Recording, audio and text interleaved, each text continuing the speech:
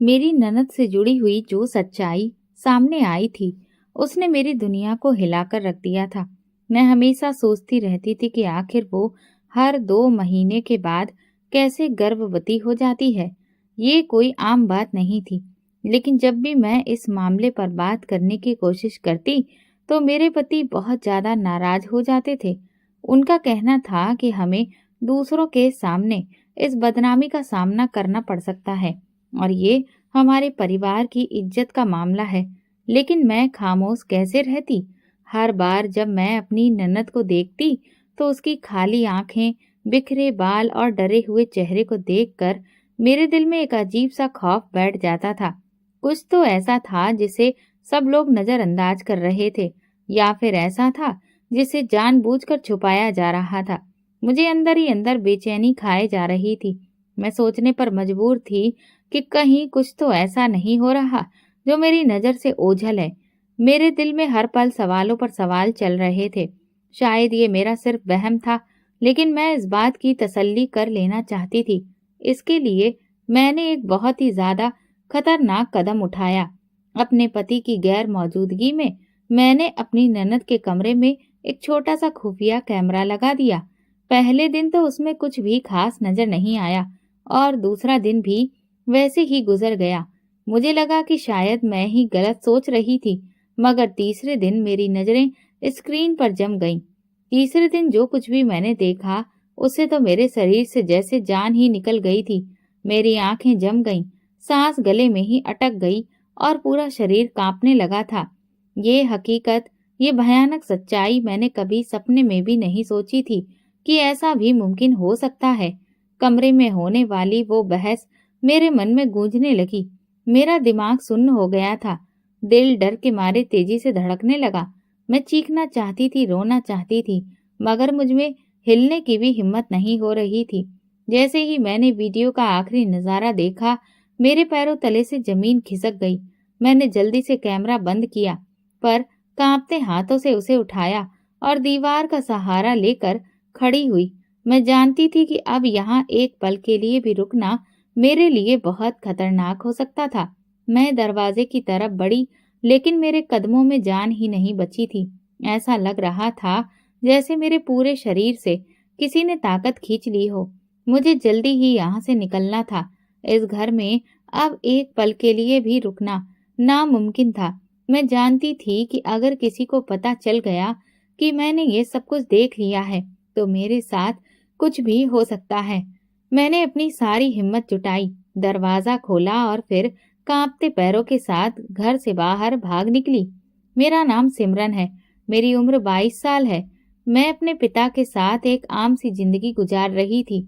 मेरी जिंदगी हमेशा से बहुत ही सादगी से भरी रही थी। बस कुछ गिने चुने सपने थे और मेरे पिता की बेपनाह मोहब्बत थी। जब मेरी माँ मेरे साथ थी, तो उनकी मौजूदगी में सब कुछ ठीक लगता था, सब कुछ पूरा लगता था। मगर जब वो चली गई, तो सब कुछ बदल गया। माँ के बिना मेरे घर की दीवारें सूनी लगती थी। हर चीज वीरान सी महसूस होती थी। मेरे पापा भी कुछ ज्यादा ही परेशान रहने लगे थे। वो पहले की तरह मुझे हर फैसले में राय नहीं लेते थे, बस खुद ही सब कुछ तय करने लगे थे। उनकी खामोशी के पीछे छुपी बेचैनी को मैं रोज महसूस करती थी। वह अक्सर मुझे अकेला घर पर छोड़ने से घबराते थे। बार बार ये पूछते रहते कि दरवाजा अच्छी तरह से बंद किया है या नहीं, और मुझे समझाते रहते कि मैं किसी अजनबी से बात ना करूं। मुझे लगता था कि वो मेरी फिक्र करते हैं, मगर मैंने कभी उनकी परेशानी की असली वजह पर ध्यान ही नहीं दिया था। और फिर वो दिन आ गया जब मुझे सब कुछ समझ में आ गया। वो रात जिसने मेरी जिंदगी हमेशा के लिए बदल कर रख दी। रात काफी हो चुकी थी। मेरे पापा हमेशा की तरह दुकान पर थे और मैं घर में अकेली थी। वैसे तो मेरे लिए ये कोई नई बात नहीं थी, मगर उस रात का माहौल ही अजीब सा था। बाहर गली में पूरी तरह से सन्नाटा पसरा हुआ था और एक अजीब सी खामोशी हर चीज पर फैली थी, जैसे हवा में कोई छुपा हुआ खतरा हो। मैंने कई बार खिड़की से बाहर झांका, मगर अंधेरे में कुछ भी नजर नहीं आ रहा था। फिर अचानक मैंने कुछ सुना, किसी के कदमों की धीरे धीरे बढ़ती हुई आवाज, जैसे कोई हमारे घर के आसपास घूम रहा हो। मेरा दिल जोर जोर से धड़कने लगा। मैंने लाइट्स बंद कर दी और दबे कदमों से दरवाजे के पास जाकर सुनने लगी। कदमों की आवाज और आपस में की जा रही खुसुर-फुसुर सुनाई देने लगी। ऐसा लग रहा था कि 2-3 लोग आपस में कुछ कह रहे हैं। मैंने अपने दिल को तसल्ली दी कि शायद ये मोहल्ले के किसी राहगीर की आवाज होगी, मगर फिर कुछ ऐसा हुआ जिसने मेरे पूरे शरीर में सनसनी दौड़ा दी। दरवाजे के हैंडल पर किसी का हाथ पड़ा। ये देखकर मेरी सांसें रुक गईं। कोई धीरे धीरे दरवाजा खोलने की कोशिश कर रहा था। मैंने तुरंत दरवाजे की कुंडी मजबूती से पकड़ ली और दबे कदमों से पीछे हट गई। मेरी उंगलियां कांपने लगीं, माथे पर पसीना आ गया। मैंने सोचा कि अगर उन्होंने जबरदस्ती दरवाजा खोल लिया तो क्या होगा। अगर वे घर के अंदर आ गए तो मैं अकेली थी। मेरी सुरक्षा करने वाला यहाँ कोई भी नहीं था। मेरे जहन में बस एक ही रास्ता आया, पिछले दरवाजे से निकलकर कहीं छुप जाऊं। मैं जल्दी से मुड़ी और धीरे से पिछले दरवाजे की कुंडी खोली। दरवाजा चरचराकर खुला और मेरे दिल की धड़कन और भी ज्यादा तेज हो गई। अगर बाहर मौजूद लोगों ने मुझे सुन लिया तो, मगर मेरे पास अब वक्त नहीं था। मैंने अपनी सांसें रोक ली और दबे कदमों से गली में निकल आई। मेरे दिल में डर भरा हुआ था, मगर मैं जानती थी कि यहाँ रुकना अब खतरे से खाली नहीं है। गली में हल्की सी रोशनी हो रही थी, मगर कोई भी चीज ठीक से नजर नहीं आ रही थी। मैंने जल्दी जल्दी चलना शुरू किया। मैं अपनी सांसों की आवाज को सुनने की कोशिश कर रही थी और ये भी ध्यान दे रही थी कि कहीं कोई मेरे पीछे तो नहीं आ रहा। जैसे ही मैं ममता आंटी के दरवाजे पर पहुंची, मैंने उनका दरवाजा जोर जोर से बजाया। दरवाजा खुला और मैं तकरीबन अंदर गिर पड़ी। आंटी ने हैरानी से मुझे देखा। उस वक्त मैं हाँफ रही थी। मेरा चेहरा पसीने से भीगा हुआ था। मैंने जल्दी जल्दी उन्हें सब कुछ बताया और उन्होंने तुरंत ही मुझे अंदर बुला लिया। मैंने दरवाजा बंद होते देखा और तब जाकर मेरे दिल को कुछ सुकून मिला। मगर जहन में बस एक ही सवाल था, ये लोग कौन थे? क्या वाकई वे चोर थे या कुछ और? जब मेरे पापा आए तो मैं उनके साथ घर वापस लौटी। पापा को जब आंटी ने सारी बात बताई तो वे खामोश हो गए। उनकी आंखों में गुस्सा और परेशानी दोनों थे। वे मुझे घर वापस लेकर आए, मगर मैंने महसूस किया कि वे रास्ते भर कुछ सोच रहे थे। घर पहुंचकर उन्होंने दरवाजे के ताले चेक किए और फिर एक गहरी सांस ली। अगली सुबह पापा ने जो फैसला सुनाया, उसने मेरे दिल में एक तूफान खड़ा कर दिया। बेटा, मैंने तुम्हारे लिए एक अच्छा रिश्ता देखा है। लड़का बहुत ही सुलझा हुआ है और बैंक में अच्छी नौकरी करता है। मुझे लगता है कि ये तुम्हारे लिए बहुत बेहतर होगा। मेरा दिल धक्क से रह गया। ये सब कुछ इतनी जल्दी? क्या पापा को लगा कि मैं अब इस घर में सुरक्षित नहीं हूँ? क्या वे मेरी सुरक्षा के लिए मुझे जल्द से जल्द विदा कर देना चाहते हैं? पापा, इतनी जल्दी? मैंने हल्की आवाज में कहा, जैसे खुद को भी यकीन ना हो कि ये सब मैं कह रही हूँ। पापा ने गहरी सांस ली, जैसे कोई बहुत भारी बोझ उनके सीने पर रखा हो। बेटा, तुम्हें मैं बेसहारा नहीं देख सकता। मैं नहीं चाहता कि मेरे बाद तुम्हें कोई सहारा ना मिले। मैं बस ये चाहता हूँ कि तुम एक अच्छे घर में चली जाओ, जहाँ तुम्हारी सुरक्षा हो सके। मैंने पापा की आंखों में वही डर देखा जो मैंने माँ के आखिरी दिनों में उनकी आंखों में देखा था। वे अकेले रह जाने से डरते थे। वे मुझे असुरक्षा में नहीं देखना चाहते थे। मैं खामोश रही। मैं जानती थी कि जो रात मैंने गुजारी थी वो मेरे लिए एक चेतावनी थी। कुछ दिनों बाद बीरेंद्र और उसके पिता हमें देखने के लिए आए। वो दिन मेरे लिए किसी अजीब सपने की तरह था। एक ऐसा सपना जिसमें हकीकत और वहम के बीच की लकीर धुंधली हो चुकी थी। मैं खुद को यकीन दिलाने की कोशिश कर रही थी कि ये सब कुछ आम है। हर लड़की की जिंदगी में ऐसा वक्त आता ही है, मगर मेरे दिल की बेचैनी बढ़ती जा रही थी। मैं एक कोने में चुपचाप बैठी रही, मगर दिल में एक अजीब सी घबराहट थी। मैंने हमेशा सोचा था कि जब शादी का वक्त आएगा तो मैं खुशी और जोश महसूस करूंगी, मगर यहाँ मामला बिल्कुल उल्टा था। मेरी उंगलियां अपने आप ही मेरे दुपट्टे के किनारे को मरोड़ रही थीं और दिल किसी अनजाने डर में डूब रहा था। मैंने सोचा कि शायद ये आम सी घबराहट है, मगर अंदर कहीं कुछ और भी था, कुछ ऐसा जो मुझे नजर तो नहीं आ रहा था, मगर महसूस हो रहा था। जब मैंने नजर उठाकर वीरेंद्र को देखा तो वो सच में एक सुलझा हुआ लड़का लगा। उनका कद लंबा था, चेहरे पर हल्की दाढ़ी और आंखों में संजीदगी थी। वो एक बहुत ही सीधे और शांत स्वभाव के शख्स लग रहे थे, बिल्कुल वैसे जैसे कि मेरे पापा चाहते थे। उनकी बातचीत में ठहराव था और उनके बात करने के अंदाज से ये समझ आ रहा था कि वो एक समझदार इंसान है। वो ज्यादा नहीं बोले, बस जरूरी बातें की। मैंने कई बार सुना था कि ज्यादा बोलने वाले अक्सर बनावटी होते हैं, तो शायद ये अच्छा ही था कि वो ज्यादा बात नहीं कर रहे थे। मगर फिर भी मेरे दिल में एक कसक बाकी थी। शायद इसकी वजह कुछ और थी। पापा तो पहली नजर में उन्हें पसंद कर चुके थे, मगर एक बात मुझे खटक रही थी। शायद मेरा दिल बिना वजह ही वहम पाल रहा था। मगर जब मैंने ये देखा कि उनके साथ उनकी छोटी बहन नहीं आई, तो मुझे अजीब लगा। आमतौर पर रिश्ते देखने के मौके पर बहनें तो जरूर साथ में आती हैं, खास तौर पर अगर वो इकलौती हो। मैंने खुद को तसल्ली दी कि शायद कोई बड़ी वजह होगी, मगर जब पापा ने खुद पूछ लिया तो मैंने वीरेंद्र और उनके पिता के चेहरे पर एक पल के लिए फैली परेशानी को महसूस किया।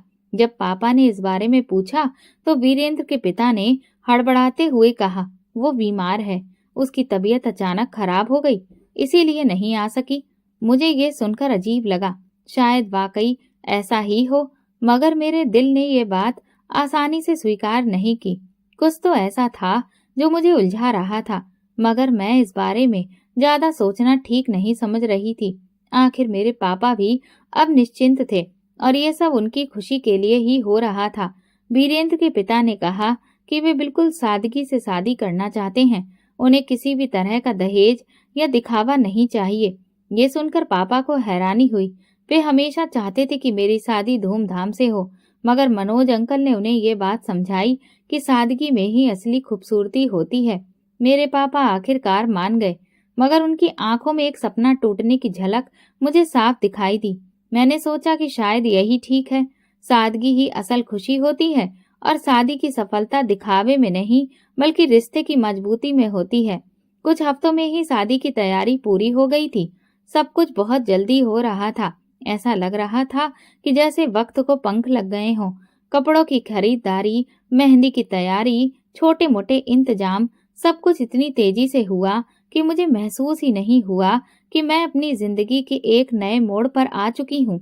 मेरे दिल में अजीब सी बेचैनी थी, कभी खुशी होती, कभी बेयकीनी, कभी हल्की सी उदासी। जब मैं अपने कमरे में बैठी थी तो दिल अजीब सी घबराहट में डूबा था। क्या सच में मैं शादी के लिए तैयार थी? ये एक ऐसा सवाल था जिसका जवाब मेरे पास नहीं था। सब कुछ इतनी जल्दी में हो रहा था कि मुझे सोचने का वक्त भी नहीं मिल रहा था। पापा मेरे पास आए, उनकी आंखों में नमी थी। ये पहला मौका नहीं था जब मैंने अपने पिता को भावुक होते हुए देखा था, मगर आज उनकी आंखों में कुछ और था, एक बेटी की जुदाई का डर और शायद माँ के ना होने की कमी। बेटा, अगर तुम्हारी माँ होती तो ये दिन और भी ज्यादा खास होता, मगर तुम फिक्र मत करना, मैं हमेशा तुम्हारे साथ हूँ। ये सुनते ही मेरी आंखों में आंसू आ गए। मैं अपने पापा के गले लग गई और फपक कर रो पड़ी। मैं जानती थी कि पापा मुझे बहुत प्यार करते हैं और ये फैसला भी उन्होंने मेरी भलाई के लिए ही किया था, मगर उस वक्त मुझे अपनी माँ की कमी शिद्दत से महसूस हो रही थी। उस रात मैं अपने बिस्तर पर लेटी तो थी, मगर नींद मेरी आंखों से कोसों दूर थी। मेरे जहन में वो रात अभी भी गूंज रही थी जब मैं घबराई हुई ममता आंटी के घर भाग गई थी और पापा ने अगले ही दिन मेरे लिए रिश्ता तलाश करने का फैसला कर लिया था। क्या ये वाकई मेरी भलाई के लिए था या फिर ये बस जल्दबाजी की जा रही थी? विदाई के बाद जब मैं वीरेंद्र के फ्लैट पर पहुंची तो मुझे हैरत हुई। मैं हमेशा सोचती थी कि शादी के बाद जब लड़की अपने नए घर जाती है तो सब कुछ अजनबी लगता होगा, एक नया माहौल, नए लोग और नए रिश्ते। मगर यहाँ मामला अजीब था। ये घर जो अब मेरा नया ठिकाना था बहुत ज्यादा साफ सुथरा और खूबसूरत था, जैसे किसी ने खास तौर पर मेरे स्वागत के लिए इसे सजाया हो। हर चीज सलीके से रखी गई थी और माहौल में एक अजीब सी बात महसूस हो रही थी। मेरा कमरा खास तौर पर दुल्हन के कमरे की तरह सजा था। गुलाब की पत्तियां हल्की रोशनी और सफेद व सुर्ख रंग के पर्दे, सब कुछ किसी सपने की तरह लग रहा था। मैंने हल्की सी सांस ली और अपने अंदर की बेचैनी को कम करने की कोशिश की। सब कुछ जैसा होना चाहिए था, बिल्कुल वैसा ही था। फिर भी मेरे दिल में कहीं न कहीं एक अजीब सा एहसास मौजूद था, जैसे कोई अनदेखा साया मुझे देख रहा हो। वीरेंद्र भी बहुत ही नरम मिजाज के लग रहे थे। वो मुझसे नरमी और प्यार से बात कर रहे थे। उनके लहजे में तमीज थी और वो एक सुलझे हुए इंसान लग रहे थे, जैसा कि पापा ने कहा था। मुझे लगा कि शायद मैं बिना वजह घबरा रही थी। शायद पापा ने सच में मेरे लिए एक बहुत अच्छा रिश्ता ढूंढा था। मगर फिर अगली सुबह कुछ ऐसा हुआ जिसने मेरी आत्मा तक को हिलाकर रख दिया। रात में मुझे गहरी नींद नहीं आई थी। नया घर था, नया माहौल और अजीब सी बेचैनी। मैं बार बार करवट बदलती रही और फिर तड़के सुबह न जाने कब मेरी आंख लग गई। सुबह सवेरे अचानक एक खौफनाक आवाज ने मुझे डरा दिया। ये कोई आम डर या दर्द की चीख नहीं थी, बल्कि उसमें एक दहशत और बेबसी थी। ऐसा लगा जैसे कोई बहुत ज्यादा तकलीफ में हो, जैसे किसी के साथ कुछ बहुत बुरा हो रहा हो। मैं एक झटके से बिस्तर से उठी। मेरे हाथ पसीने से भीग चुके थे। मैं तेजी से दरवाजे की तरफ लपकी। मेरा दिल धड़क रहा था, सांसें उखड़ रही थीं। मैंने नजर घुमाई तो देखा कि वीरेंद्र भी जाग चुके थे और वो मुझसे पहले ही दरवाजे की तरफ बढ़ चुके थे। उनके चेहरे पर परेशानी की झलक साफ दिख रही थी। ये आवाज कैसी है? मैंने वीरेंद्र से पूछा, जैसे मेरे दिल में कोई अनजाना खौफ उठने लगा हो। मैंने इससे पहले कभी ऐसी आवाज नहीं सुनी थी। ये कोई आम बात नहीं थी। कुछ नहीं है, तुम बस अंदर रहो, मैं देखकर आता हूँ। वीरेंद्र ने जल्दी से जवाब दिया, मगर उसकी आवाज में बेचैनी थी। ऐसा लग रहा था कि जैसे वो कुछ छुपाने की कोशिश कर रहा हो, जैसे वो नहीं चाहता था कि मैं बाहर जाऊं। मगर मैं रुक नहीं सकती थी। मेरे कदम अपने आप दरवाजे की तरफ बढ़ गए। मैं नहीं जानती थी कि मेरे साथ अब क्या होने वाला था, मगर मेरा दिल कह रहा था कि अगर मैं नहीं गई तो शायद मैं एक बहुत बड़े राज से अनजान रह जाऊंगी। मैंने दरवाजे की दरार से झांका और जो मंजर मैंने देखा उसने मेरे शरीर में जैसे सनसनी दौड़ा दी। सामने हॉल के दूसरे सिरे पर एक लड़की जमीन पर गिरी हुई थी। उसके लंबे बाल बिखरे हुए थे और उसके कपड़े उलझे हुए थे। उसके चेहरे पर दहशत भरी खौफनाक लकीरें थीं, जैसे वो कुछ कहने की कोशिश कर रही हो, मगर शब्द उसका साथ नहीं दे रहे थे। ये कौन थी? मैंने नजर घुमाई तो देखा कि वीरेंद्र के पापा पास में खड़े थे, मगर उनके चेहरे पर कोई परेशानी या हैरानी नहीं थी, जैसे ये उनके लिए बिल्कुल आम बात हो। वीरेंद्र आगे बढ़े और जल्दी से उस लड़की को सहारा देने लगे, मगर वो बार बार पीछे हट रही थी, जैसे कि वो वीरेंद्र से बहुत ज्यादा डरी हुई हो। ये सब क्या हो रहा है? मैंने धीरे से खुद से कहा, मगर मेरे सवालों का जवाब मुझे कुछ ही पलों में मिलने वाला था। एक औरत ने आगे बढ़कर उस लड़की का बाजू जोर से पकड़ लिया और सख्त लहजे में बोली, बस करो, ये रोज रोज का तमाशा बंद करो। मेरा दिल टूटने लगा। ये लड़की कौन थी और ये सब क्यों हो रहा था? मैंने वीरेंद्र की नजरों में कुछ अजीब सा देखा, एक बेचैनी, एक घबराहट, जैसे वो नहीं चाहता था कि मैं ये सब देखूं। फिर अचानक उस लड़की की नजर मुझ पर पड़ी। वो मुझे देखकर स्तब्ध रह गई। उसकी आंखों में एक ऐसी बेचैनी थी जो मैंने पहले कभी नहीं देखी थी, जैसे वो कुछ कहना चाहती हो, कुछ बताना चाहती हो, मगर कोई डर उसके शब्दों को रोक रहा हो। फिर उसने गिड़गिड़ाती हुई आवाज में एक वाक्य कहा जो मेरे कानों में किसी बिजली की तरह गिरा, सिमरन, भाग जाओ। मेरे पूरे शरीर में झुरझुरी दौड़ गई। ये कौन थी और इसे मेरा नाम कैसे मालूम था? मेरा दिल घबराने लगा।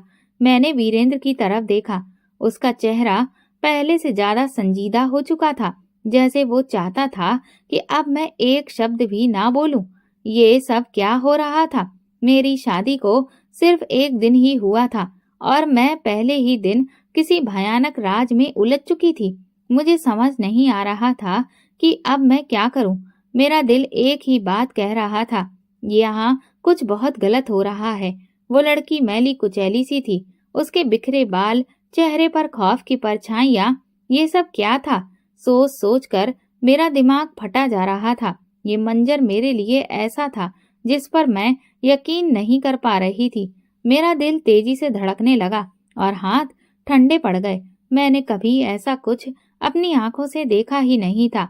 वो लड़की जमीन पर बैठी अपने बाल पकड़ रही थी, कभी अपने सिर को दोनों हाथों से भींचती, कभी जोर जोर से चीखने लगती। उसकी आंखों में एक अजीब दहशत थी, जैसे वो किसी गहरी यातना में कैद हो। वो अपने हाथों से अपने सिर को पीट रही थी, चीख रही थी और फर्श पर लात घूंसे मार रही थी। वीरेंद्र आगे बढ़े, जैसे वो इन सब चीजों के आदी हों, जैसे ये कोई नई बात ना हो। वो झुककर उसके कंधों को थामने की कोशिश कर रहे थे और बहुत ही नरमी से समझा रहे थे, मगर वो बार बार रोए जा रही थी और जिद कर रही थी, नंदिनी बस करो, देखो सब कुछ ठीक है, तुम्हें कुछ भी नहीं होगा, बस आराम से बैठो प्लीज। मैं बड़ी मुश्किल से लड़खड़ाते हुए कदमों से उसकी तरफ बढ़ी और वीरेंद्र को देखा, जो उसे काबू में करने की कोशिश कर रहा था, मगर वो खुद भी थका हुआ लग रहा था, जैसे ये सब उसकी जिंदगी में हर रोज होता हो। ये वही लड़की थी जिसे वीरेंद्र की छोटी बहन बताया गया था। नंदिनी, मेरा दिमाग जैसे सुन्न हो गया। ये हकीकत मुझ पर आसमान की बिजली की तरह गिरी थी। नंदिनी, वो तो आई ही नहीं थी शादी के दिन, और आज मैं उसे पहली बार देख रही थी, वो भी इस हाल में। मगर वो मुझे आम लड़की नहीं लगी।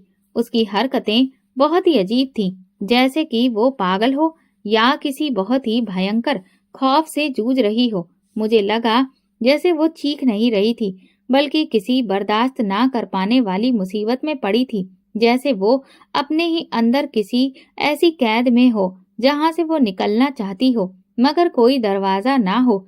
वीरेंद्र ने गहरी सांस ली, जैसे वो थक चुका हो, और मेरी तरफ पलट कर आया। ये कौन है और ये इस हाल में क्यों है? मेरी आवाज में शक था। मुझे लगा जैसे मेरा पूरा वजूद किसी अनजान खतरे की गिरफ्त में आ चुका हो। मैं शादी के बारे में जो कुछ सोच रही थी, जो सपने देखे थे, सब पल भर में चकनाचूर हो रहे थे। ये मेरी बहन नंदिनी है। वो बचपन से ही मानसिक तौर पर बीमार है। वीरेंद्र के शब्द मेरे दिमाग पर बिजली की तरह गिरे। मैंने हैरत से उसकी तरफ देखा और फिर उस लड़की की तरफ, जो अभी भी जमीन पर बैठी खुद से लड़ रही थी। माँ की मौत के बाद इसकी हालत और बिगड़ गई। पापा और मैंने इसे संभालने की पूरी कोशिश की, मगर ये हमारे लिए आसान नहीं था। वीरेंद्र की आवाज में थकान थी, जैसे वो ये सब कहकर खुद को भी समझाने की कोशिश कर रहा हो। अगर हम किसी भी लड़की के घर वालों को ये सब बताते, तो शायद कोई भी अपनी बेटी की शादी हमारे घर में नहीं करता। इसीलिए हमने ये बात तुम लोगों से छुपाई थी, मगर मैं जानता था कि तुम समझदार हो, तुम इस सच्चाई को कबूल कर लोगी। मेरी टांगें कांपने लगीं। मुझे लगा जैसे मेरे पैरों तले से जमीन खिसक रही हो। तुमने ये बात छुपाई? मेरी आवाज कांप रही थी। मैं सदमे में आ गई थी। तो फिर इसका इलाज? हमने इसका इलाज बहुत करवाया, मगर कोई फायदा नहीं हुआ। वीरेंद्र ने कंधे झटक दिए, जैसे वो खुद भी बेबस हो। मेरी नजरें नंदिनी पर जम गईं, जो अभी भी वैसी ही बैठी थी, मगर उसकी सांसें तेज थीं। उसकी आंखों में ऐसा गहरा खालीपन था, जिसे देखकर मेरी रीढ़ की हड्डी में सनसनी दौड़ गई। क्या तुम्हें मुझे ये सब पहले नहीं बताना चाहिए था? मैंने वीरेंद्र की तरफ देखा। मैं जानता था कि अगर मैं ये बता देता, तो तुम या तुम्हारे पापा ये रिश्ता कभी नहीं करते। वीरेंद्र ने साफ तौर पर कहा। इसका मतलब तुमने मुझे धोखा दिया? वीरेंद्र खामोश हो गया। उसके चेहरे पर कोई पछतावा नहीं था, बस एक बेबसी थी, जैसे वो अपनी मजबूरी बता चुका था और अब इसके आगे कुछ भी कहने की जरूरत नहीं समझता था। मैंने दरवाजे की तरफ देखा। मुझे सांस लेने में मुश्किल हो रही थी। ये सब मेरी सोच से परे था। मैंने कभी नहीं सोचा था कि शादी के दूसरे दिन ही मुझे ऐसे हालात का सामना करना पड़ेगा। मुझे समझ में नहीं आ रहा था कि अब मैं क्या करूं। यहाँ से चली जाऊं, मगर कहाँ जाऊंगी? क्या पापा को बताऊं? मगर अब वो क्या करेंगे? मैं खामोश हो गई, मगर मेरे दिल में अजीब से ख्याल आ रहे थे।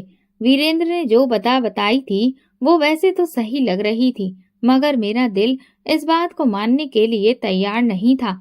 अगर नंदिनी सच में मानसिक तौर पर बीमार थी, तो उसे देखकर मेरे अंदर इतना खौफ क्यों जाग रहा था?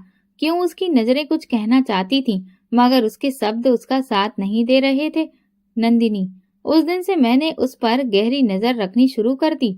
मैं जानना चाहती थी कि क्या वो सच में बीमार है या फिर कोई राज है जो वीरेंद्र और उसके पिता मुझसे छुपा रहे हैं। अगले कुछ दिनों में मैंने महसूस किया कि नंदिनी की हरकतें बहुत अजीब हो गई थीं। वो अक्सर मेरे करीब आती, मुझे देखती, जैसे कुछ कहना चाहती हो, मगर फिर अचानक रुक जाती। उसकी आंखों में एक अनोखी बेचारगी थी, जैसे वो किसी गहरे सदमे में हो। फिर एक दिन जब मैं अपने कमरे में बैठी थी, नंदिनी धीरे धीरे मेरे पास आई। उसे देखकर मेरे दिल में एक अनजाना खौफ उठने लगा, मगर मैंने खुद को तसल्ली देने की कोशिश की और शांत रहने के लिए खुद को समझाया। मैंने उसे ध्यान से देखा। उसके कपड़े गंदे थे, बाल बिखरे हुए थे और उलझे हुए थे। फिर उसकी आंखों में एक अजीब सी दहशत थी। उसने धीरे से मेरा हाथ पकड़ा और मेरे करीब आई। मेरा दिल जोर से धड़कने लगा। नंदिनी, क्या बात है? मैंने नरमी से पूछा, मगर वो बोली ही नहीं, बस मेरी आंखों में देखती रही। फिर उसकी आंखों में आंसू भर आए। मैंने हैरानी से उसे देख रही थी। वो कुछ इशारे करने लगी, जैसे मुझे कुछ समझाने की कोशिश कर रही हो, मगर उसकी हरकतें मेरी समझ में नहीं आ रही थी। फिर अचानक दरवाजे पर किसी के कदमों की आवाज आई। नंदिनी एकदम से पीछे हट गई और कांपने लगी। मैंने देखा कि वीरेंद्र दरवाजे पर खड़ा था। उसका चेहरा सख्त था। तुम यहाँ क्या कर रही हो? वीरेंद्र की आवाज सख्त और गुस्से से भरी थी। नंदिनी ने घबराकर मेरी तरफ देखा, जैसे वो मदद मांग रही हो। फिर वो दीवार के साथ जाकर दुबक गई, जैसे कोई बच्चा डर के मारे छिपने की कोशिश कर रहा हो। वीरेंद्र ने सख्त नजरों से मेरी तरफ देखा, फिर नंदिनी को बाजू से पकड़कर खींचते हुए बाहर ले गया। वीरेंद्र का ये रवैया नंदिनी के साथ इतना सख्त क्यों था? क्या वो वाकई अपनी बहन के लिए फिक्रमंद था या उसकी सख्ती के पीछे कोई और राज छुपा हुआ था? अगली रात जब सब सो चुके थे, मुझे प्यास लगने लगी। मैं पानी लेने के लिए किचन की तरफ जा रही थी। तभी मेरी नजर नंदिनी के कमरे पर पड़ी। उसका दरवाजा थोड़ा सा खुला हुआ था और अंदर से धीमी रोशनी आ रही थी। मेरे कदम अपने आप ही उसकी तरफ बढ़ गए। मेरे अंदर एक अनजाना एहसास पैदा हुआ, जैसे कुछ मुझे अंदर देखने पर मजबूर कर रहा हो। मैं धीरे से अंदर झांकी और जो मंजर मेरे सामने आया, उससे मेरे पैरों तले से जमीन खिसक गई। नंदिनी फर्श पर पड़ी कांप रही थी। उसका चेहरा लाल हो रहा था और उसकी सांसें तेज चल रही थी। वो बार बार अपने बाजुओं को जोर से जकड़ रही थी, जैसे खुद को काबू में रखने की कोशिश कर रही हो। नंदिनी, तुम ठीक तो हो? मैं तेजी से अंदर जाकर उसे सहारा देने लगी, मगर उसने मुझसे नजरें मिलाने से कतरा लिया, जैसे उसे किसी बात का डर हो। उसकी आंखों में बहुत तकलीफ थी, जैसे वो कुछ कहना चाहती हो मगर कह न सकती हो। फिर वो धीरे से मेरे कान के करीब आई और धीमी आवाज में बोली, मुझे बचा लो। मेरा दिल जैसे सीने में धड़कना भूल गया। क्या मतलब? मैंने घबराकर पूछा, मगर इससे पहले कि वो आगे कुछ भी कह पाती, अचानक दरवाजा जोर से खुला और मेरे ससुर अंदर दाखिल हुए। उनके चेहरे पर गुस्से के भाव थे। तुम यहाँ क्या कर रही हो? उनकी आवाज सख्त थी। मैं बौखला सी गई। ये बीमार है, मैं इसे देख रही थी। मेरे ससुर ने मुझे सख्त नजरों से घूरा, फिर नंदिनी की तरफ देखा। इसे कुछ नहीं हुआ है, तुम अपने कमरे में जाओ। मैंने कुछ बोलने के लिए अपने होंठ खोले, मगर वीरेंद्र भी अंदर कमरे में आ चुका था। सिमरन, तुम परेशान मत हो, नंदिनी को बस बुखार है, हम इसे संभाल लेंगे। वीरेंद्र का लहजा ठंडा था, मगर उसकी नजरों में कुछ ऐसा था जिसने मुझे अंदर तक बेचैन कर दिया। मैं चुपचाप खड़ी रही। क्या वाकई ये सब सच था या मुझसे कुछ छुपाया जा रहा था? अगली सुबह जब मैं सोकर उठी तो कल रात के हादसे की गूंज मेरे दिमाग में उठने लगी। नंदिनी की वो हालत, उसका इस तरह से मुझसे बात करना, उसकी आंखों का डर, वीरेंद्र और उसके पिता का रवैया, सब कुछ मुझे एक अजीब कहानी का हिस्सा लग रहा था। मुझे बचा लो, ये शब्द बार बार मेरे जहन में गूंज रहे थे। मैंने तय कर लिया कि मैं सच का पता लगाकर रहूंगी। अगले दिन जब वीरेंद्र दफ्तर गए और मेरे ससुर बाहर थे, तो मैंने सुनीता आंटी को बुलाया, जो कभी कभी नंदिनी की देखभाल के लिए आती थी। मेरे पास यही मौका था। मैं जानती थी कि घर के किसी मर्द से मुझे सच सुनने को नहीं मिलेगा, मगर शायद सुनीता आंटी कुछ जानती हो। वो बरसों से इस घर में आ रही थी। उनके चेहरे पर हमेशा एक अजीब सा डर रहता था। आंटी, आप कितने अरसे से यहाँ आ रही हैं? मैंने पूछा। आंटी ने इधर उधर देखा, जैसे खुद को यकीन दिलाने की कोशिश कर रही हो कि उनकी बात कोई सुन नहीं रहा। फिर उन्होंने धीरे से कहा, कई साल हो गए हैं मैडम, मगर मैं सिर्फ जरूरत के वक्त आती हूँ। ये लोग मुझे ज्यादा देर यहाँ रहने नहीं देते। क्यों? शायद कोई खास वजह हो। उन्होंने मेरी तरफ गहरी नजरों से देखा, जैसे कुछ कहना चाह रही हो, मगर कहने से बच रही हो। मैडम, मैं ज्यादा कुछ नहीं कह सकती, मगर ये घर आम नहीं है। यहाँ कुछ ऐसा है जो ठीक नहीं है। क्या मतलब? मेरा दिल धड़कने लगा। आंटी मेरे करीब झुकते हुए फुसफुसाई, मैं बस इतना कहूंगी कि अगर कभी तुम्हें ये लगे कि कुछ गलत हो रहा है तो अपनी आंखें खुली रखना। यहाँ हर चीज वैसी नहीं है जैसी नजर आती है। ये सुनकर मैं एक बार फिर से डर गई। मैंने गौर से सुनीता आंटी को देखा। वो परेशान लग रही थी, जैसे कुछ ज्यादा कहना चाहती हो मगर कह नहीं पा रही थी। नंदिनी की हालत और भी बिगड़ गई।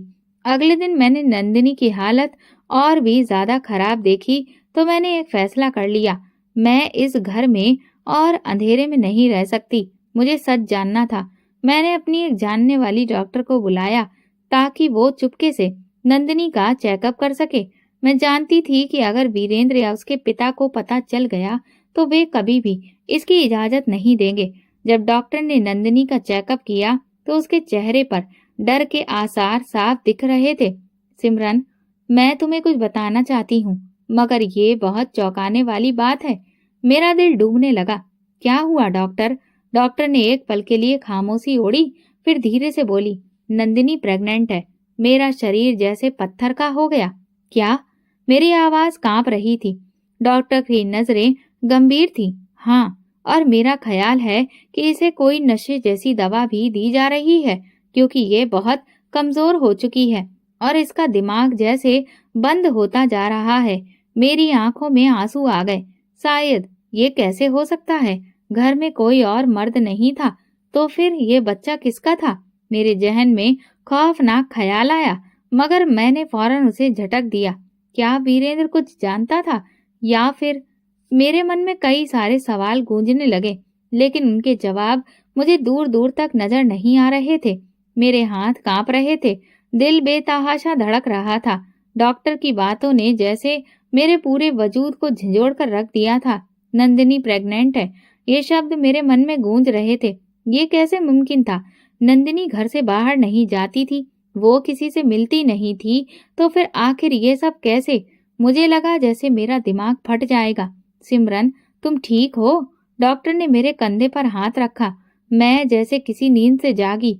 ये कैसे हो सकता है? मेरी आवाज कांप रही थी। डॉक्टर ने मेरी आंखों में देखा, जैसे कुछ सोच रही हो। फिर वो धीरे से बोली, मेरे ख्याल में नंदिनी के साथ कुछ बुरा हुआ है, क्योंकि वो अपने होशो हवास में नहीं है।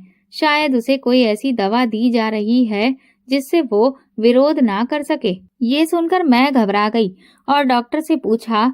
डॉक्टर ने गहरी सांस ली और बोली, कुछ लोग ऐसी दवाइयां देते हैं जिनकी वजह से इंसान बेबस हो जाता है। वो अपनी सोचने और समझने की शक्ति खो देता है। अगर उसे लगातार इस तरह की दवा दी जाए तो वो जिंदा तो रहता है, मगर अपनी हालत के बारे में कुछ भी नहीं कर सकता। तो क्या नंदिनी के साथ भी कुछ ऐसा ही हो रहा था? मेरा वजूद जैसे किसी खौफ में डूबने लगा। क्या वीरेंद्र इस बारे में जानता था? डॉक्टर के जानने के बाद मैं खामोशी से अपने कमरे में बैठ गई। अब मैं कई सवालों में उलझ चुकी थी।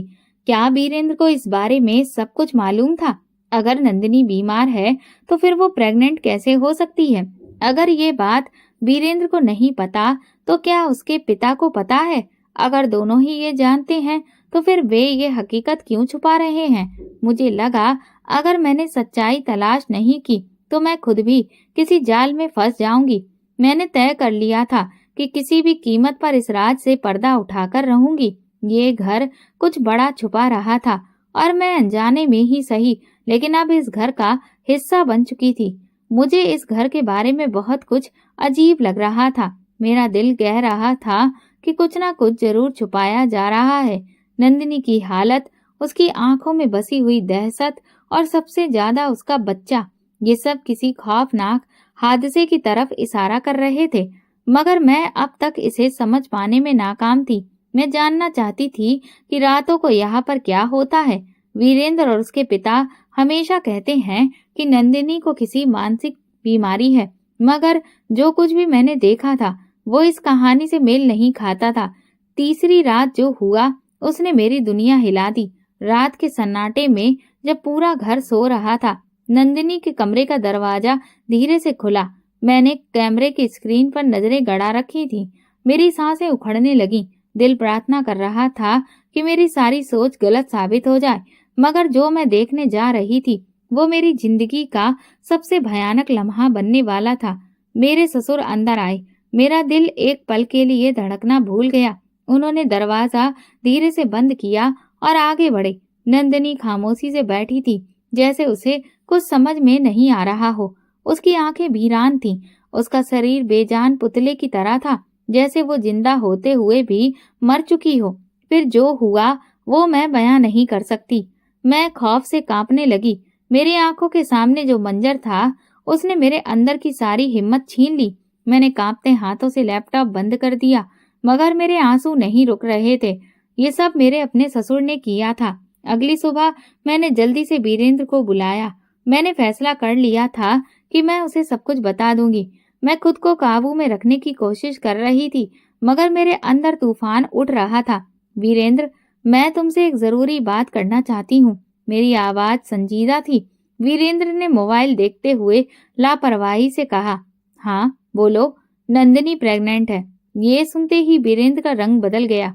उसके हाथ कांप गए और आंखों में एक अजीब सी बेचैनी उभर आई। क्या कह रही हो तुम? तुम्हें ये किसने बताया? मैंने डॉक्टर को बुलाया था। ये कैसे मुमकिन है?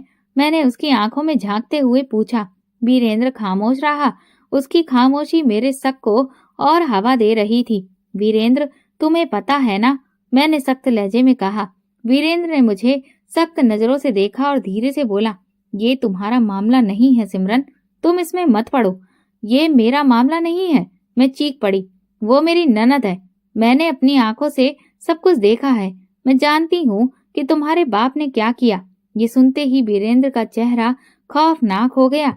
उसकी आंखों में वही साया उभर आया जो मुझे हमेशा से परेशान करता था। तुमने क्या देखा? उसने धीरे से पूछा, मगर उसके लहजे में खतरे की गूंज थी। सब कुछ देखा और मैं खामोश नहीं रहूंगी।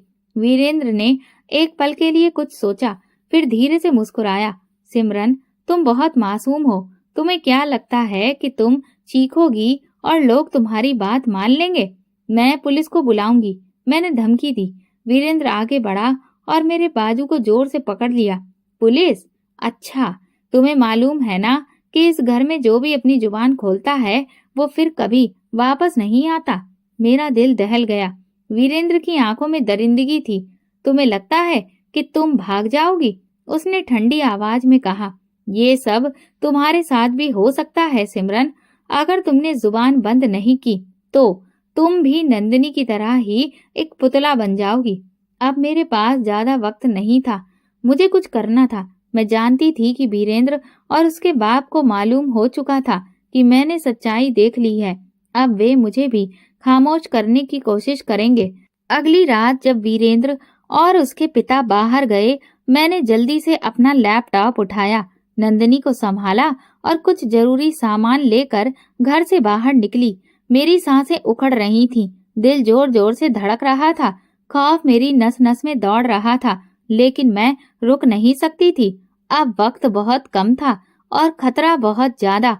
अगर उन्होंने मुझे देख लिया तो इस ख्याल ने मेरे दिल को दहला दिया, मगर मैं अपने कदम नहीं रोक सकती थी। गली अंधेरे में डूबी हुई थी। मैंने अपनी शॉल को मजबूती से लपेट लिया, नंदिनी की कमजोर कलाई थाम ली और तेज तेज कदमों से चलने लगी। नंदिनी बिल्कुल निडाल थी, जैसे उसके अंदर की आत्मा खत्म हो चुकी हो। वो बड़ी मुश्किल से मेरे साथ कदम मिला रही थी, मगर मैंने उसे सहारा दिया।